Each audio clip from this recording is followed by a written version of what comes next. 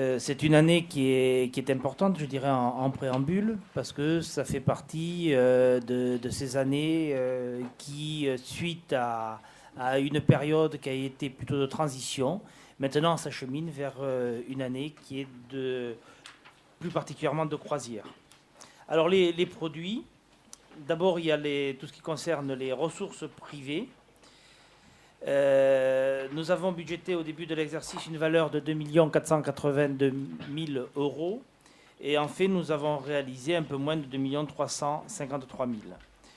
Quoi qu'il en soit, ces ressources sont en forte augmentation par rapport à l'exercice passé. C'est environ une augmentation de 24% de ces ressources privées. Alors cette augmentation, elle s'explique par deux points. Le premier, c'est l'augmentation des effectifs.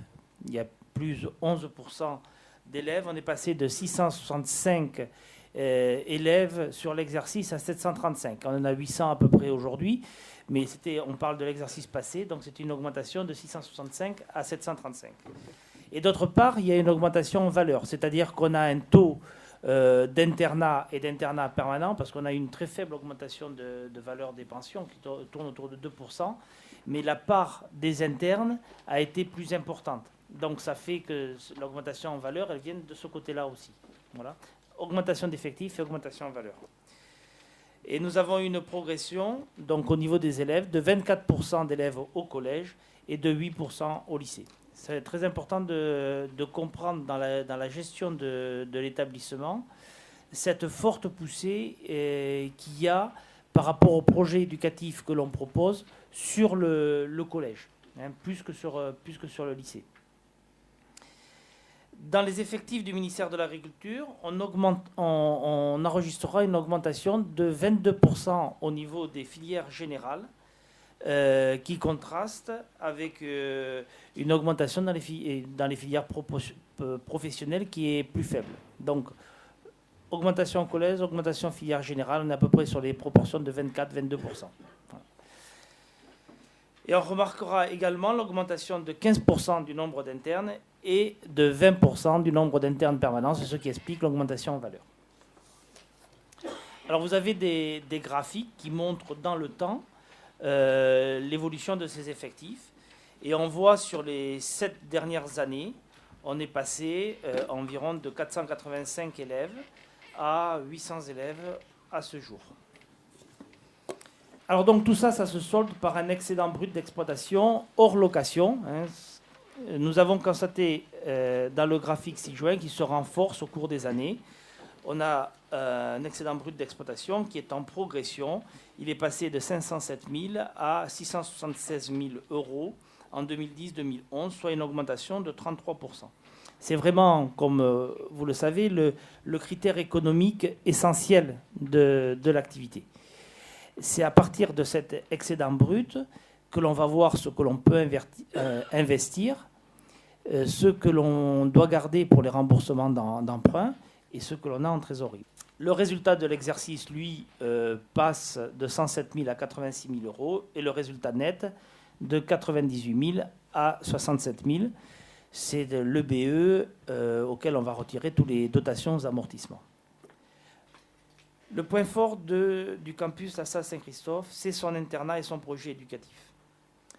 Son projet éducatif La Salière.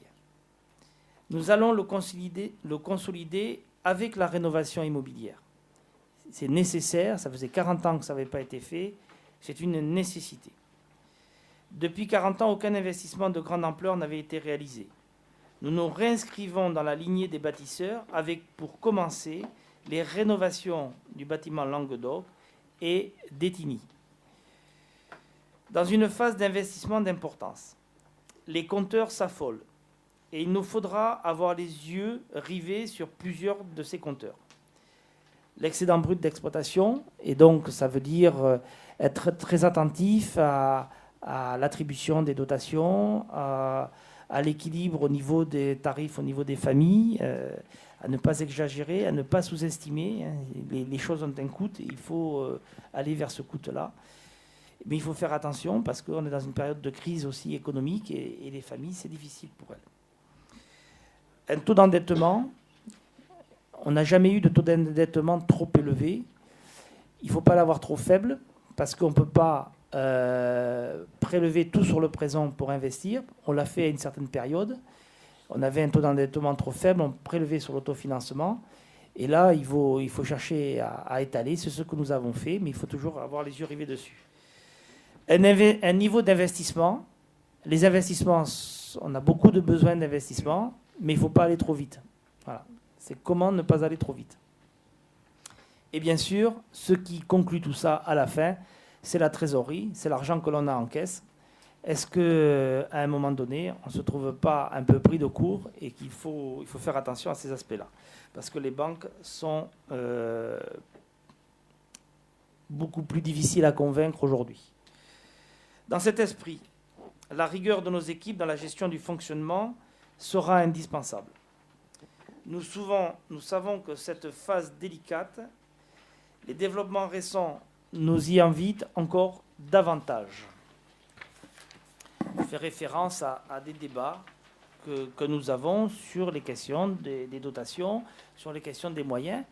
Et donc, il faut être très attentif à tous ces débats et à notre manière de nous organiser aussi en fonction pour répondre aux contraintes que nous rencontrons.